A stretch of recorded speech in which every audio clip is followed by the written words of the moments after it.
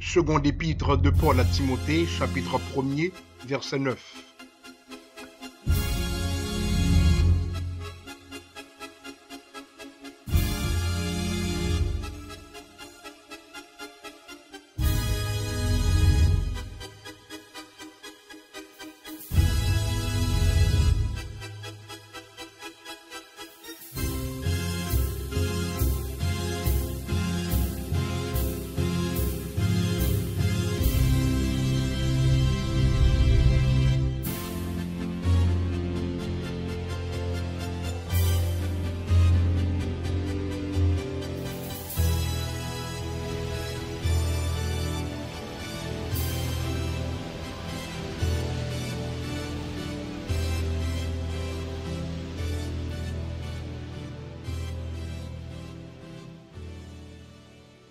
Nous lisons au 9e verset du premier chapitre de la seconde épître de Paul à Timothée que Dieu fait tout pour nous et par la grâce. Ce ne sont pas, n'est-ce pas, par nos œuvres, car nos œuvres ne sont pas assez solides pour être acceptées, mais il le fait par la grâce. Car ces causes sont saintes, selon la Bible, selon justement 2 Timothée, chapitre 1er, le verset 9.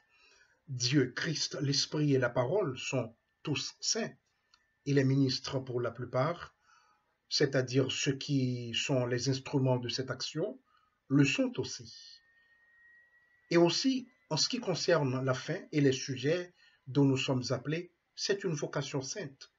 Car d'abord, nous sommes appelés des ténèbres à la lumière, et deuxièmement, de l'impureté à la sainteté, et troisièmement, des hommes méchants et des démons à la communion des saints et des anges. Et quatrièmement, nous sommes appelés de la terre qui est souillée à la montagne sainte du Seigneur. En dernier lieu, il s'agit d'enseigner à ceux qui sont appelés de cette manière à marcher d'une manière digne de leur vocation.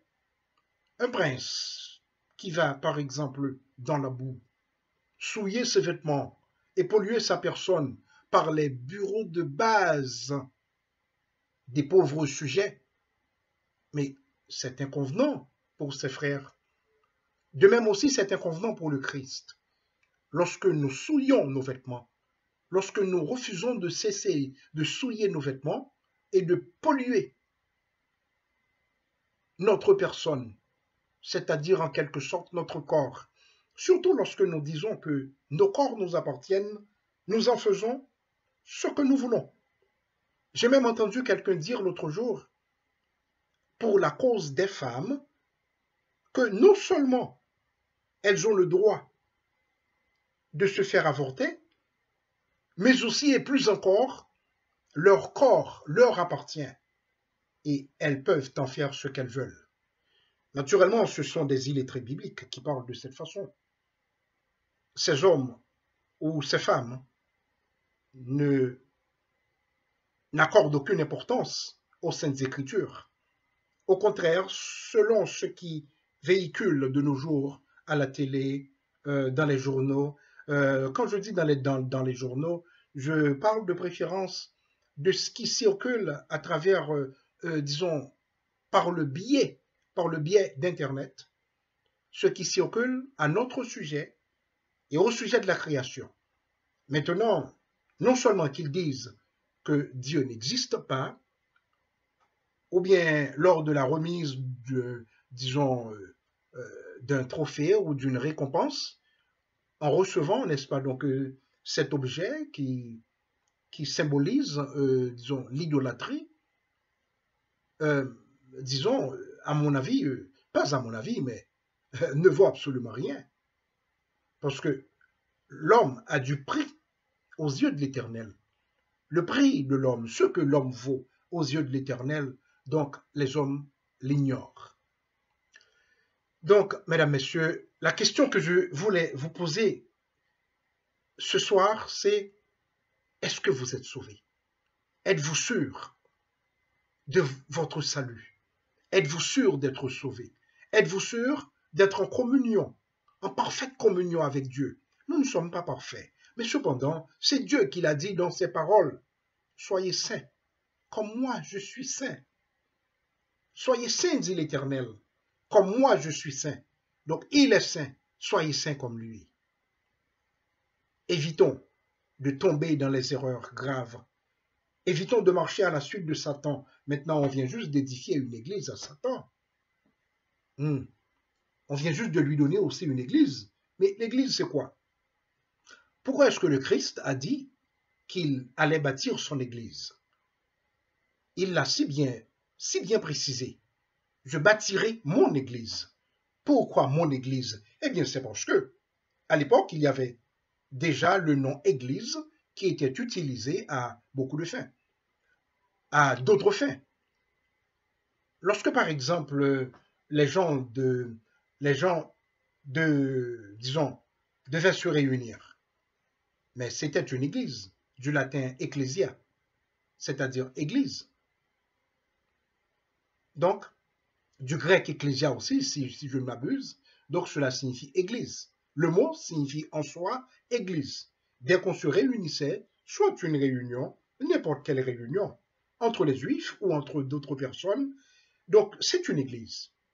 C'est pour cette raison que le Christ a bien précisé. Il a dit mon église. Donc, il a dit qu'il allait bâtir son église et que cette église serait forte et éternelle. Donc, et rien ne pourrait, c'est-à-dire Hadès ou les portes de l'enfer ne prévaudraient point contre elle. C'est-à-dire que déjà le Christ a parlé de l'état de la mort, qu'il allait vaincre la mort, et lorsqu'il l'aurait vaincu, qu'il reviendrait. Donc voilà. Donc c'est ce qu'on attend maintenant, que la mort soit vaincue, que nous ne soyons plus les victimes de la mort, parce que être victime de la mort, c'est être victime du péché, parce que la mort, c'est tout simplement la conséquence du péché. Donc il faut que nous évitions de tomber dans ces erreurs, parce que les gens veulent nous conduire là où nous n'aimerions pas y aller. Mais cependant, ils sont très convaincants. Ils sont très convaincants sur leur chemin. Ils nous disent n'importe quoi pour nous écarter de la lumière, pour nous écarter de la parole de Dieu et de croire tout simplement à ce qu'ils nous disent. Donc nous devons éviter cela. Et pour ce faire, il faut accorder beaucoup plus d'importance à la parole de Dieu. L'Ancien Testament est aussi important. Nous vivons, disons, la Nouvelle Alliance. Nous vivons selon la Nouvelle Alliance. L'Ancienne Alliance a été remplacée par la Nouvelle. Mais l'Ancien Testament contient beaucoup d'exemples. Par exemple, lorsque nous lisons le livre de la Genèse, sur quoi sont-ils basés pour constituer l'armée? Mais c'est Dieu qui avait constitué des corps d'armée dans le désert parmi les fils d'Israël.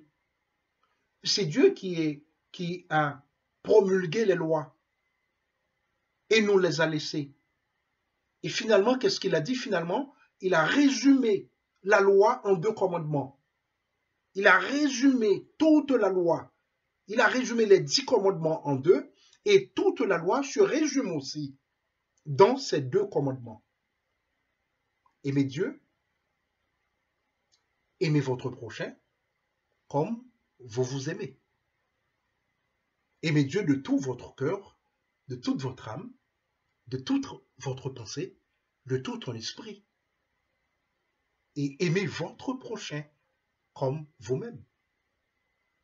Votre prochain, celui qui vit dans la misère, celui qui vit dans l'opprobre, celui qui vit dans l'opulence. Donc celui qui vit dans l'opulence doit t'aider, doit obligatoirement aider ceux qui vivent dans l'opprobre et la misère. Il doit même l'aider à s'en sortir. Mais ils ne le font pas. Ces personnes ne le font pas. Parce que tout simplement, leur argent est trop important pour eux. Donc, ils n'ont pas le temps. Ils n'ont pas le temps, n'est-ce pas, pour considérer d'autres choses, pour considérer le pauvre comme une chose, comme un objet, comme même quelque chose qui n'existe pas. Parce que de nos jours, c'est le sauve qui peut. Le sauve qui peut ne nous mènera à rien, absolument rien. Donc nous sommes déjà des entités négligeables lorsque nous pensons de cette façon, car nous ignorons Dieu et nous le négligeons. Donc lui, il n'a pas d'autre choix que de vous négliger vous aussi. Et il le fera lorsqu'il reviendra, car il a dit, et c'est vrai, vous n'avez pas le droit de faire de lui un menteur, parce qu'il fait ce qu'il dit. Il ne le fait pas tout de suite, il prend son temps.